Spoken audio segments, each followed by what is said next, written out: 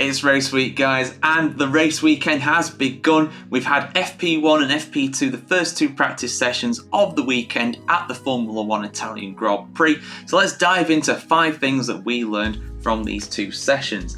Now, the first thing that we learned, something that we broke to you here on the F1 Chronicle a little bit ago, was that Kimi Antonelli was going to make his Formula 1 practice debut, and he did so in George Russell's car in free practice 1, just freshly turned 18 years of age, so he's able to drive a Formula 1 car. You cannot do so as a 17-year-old because of super license regulations. But unfortunately, his F1 debut, in a sense, I mean, I know he's tested Formula 1 cars before, but this is an F1 actual race weekend. His race weekend debut in Formula 1 did not go to plan, unfortunately. On his second push lap in FP1, he spun off the track and into the gravel trap. It was a big impact, in fairness. He was really going for it. And in fairness to him, he was going really quickly. He was going to set a good lap time, showing that he is a very talented driver and he can drive these Formula 1 cars. But unfortunately, he just took it a little bit too far around that corner. I think it was the Parabolica. It was either Parabolica or Curva Grande. I forget which now. But yeah, a nasty impact there. Thankfully, he was okay.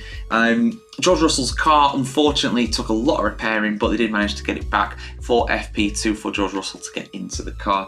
Toto Wolff came on the radio and just said, yeah, Kimi, it's all right, don't worry about it. I mean, his seats are pretty much assured for 2025 no matter what. He's probably going to get another run out at the Mexican Grand Prix later this season, but yeah, it's a bit of a shame. I would have expected to see a little bit more of him in free practice, especially around one of his home races this season. But there we go, that's how these things go, unfortunately. Next up, we've got Franco Colapinto. He looked right at home in the Williams. Did a superb job today, in my opinion. And I know some people might be like, oh, it's only free practice, it's no big deal. No, it's a big deal because 1, you're trying to set yourself for the weekend, and 2 as well, we saw that Kimi Antonelli went off the track, like I just said. This is not an easy track to drive around. All the simulator work, all the prep work that these guys would have done coming into this weekend would have pretty much been wiped out because the track has been completely resurfaced, the curbs have changed, the camber's changed as well. This is very much a radically different Monza circuit to that we saw in 2023.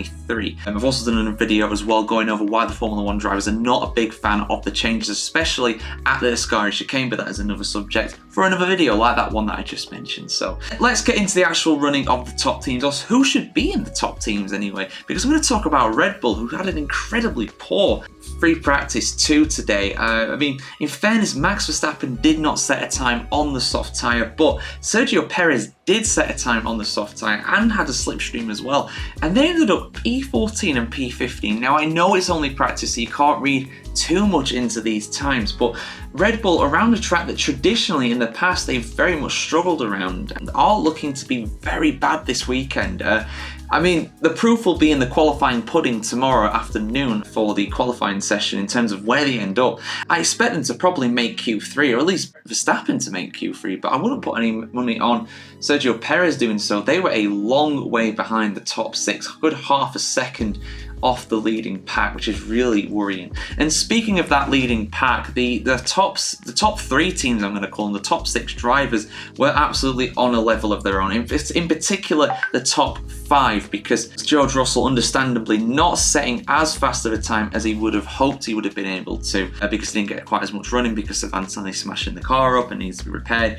But the top 5 separated by just 1.5 tenths of a second, and leading that pack was Sir Lewis Hamilton. I predicted him to win the Grand Prix this weekend because he's very good around Monza. Mercedes have been very good around quick tracks. This is a quick track, and it's obviously Monza, so it's a kind of a marriage made in heaven really for them.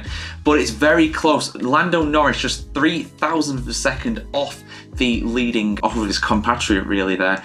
Carlos Sainz a 10th behind, Oscar Piastri also a 10th behind, as is Charles Leclerc. So that top 5 is extremely close. Mercedes, McLaren and Ferrari all gunning for the victory this weekend. And I want to shout out, for my final thing that we learned, I want to shout out Haas, because they've not had the best time recently with their recent results. They're obviously going for that 7th place in the constructors, no, the 6th place in the constructors, sorry, they are in 7th currently. And today they had some very good times in FP2. Kevin Magnussen was P12 despite spinning off the track and heading into the barriers at the Lesmo corners, which kind of hints at a car that is very difficult to handle. But Nico Hülkenberg, best of the rest as it were, in P7, not that far behind George Russell in 6th as well. Points are definitely on the cards for Haas this weekend, but they'll have stern competition from VCarb and Aston Martin. But yes, those are the 5 things that we learned from the Italian Grand Prix Friday practice sessions. What were your standout things that you learned from this weekend so far? And of course, who's your pick for pole position tomorrow? Let us know in the comments below. And of course, keep it tuned to the F1Chronicle.com to see much more Formula One content just like this.